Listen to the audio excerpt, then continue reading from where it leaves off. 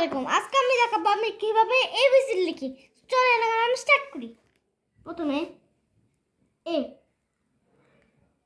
লেখাগুলো যেন সুন্দর হয়।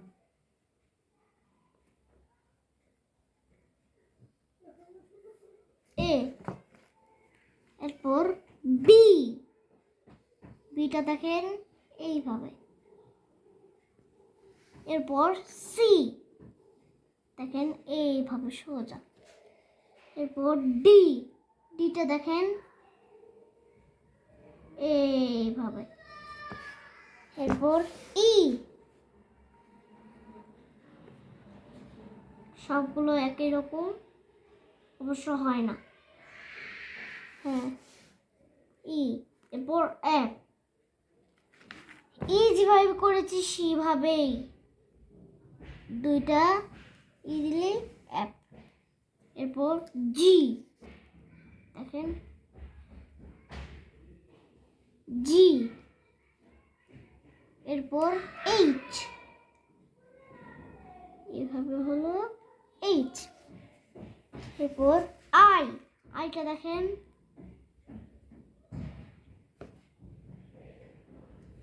এই। এরপর জে দেখেন এইভাবে জে। এরপর এরপর কে, কেটা দেখেন এইভাবে। এরপর এল, এলটা দেখেন এইভাবে। এরপর এম, এমটা দেখেন এইভাবে। এম, এরপর এন,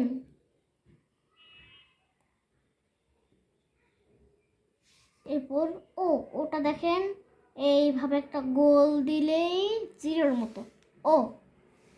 এরপর পি, পিটা এইভাবে বিয়ের মতো করে এইভাবে।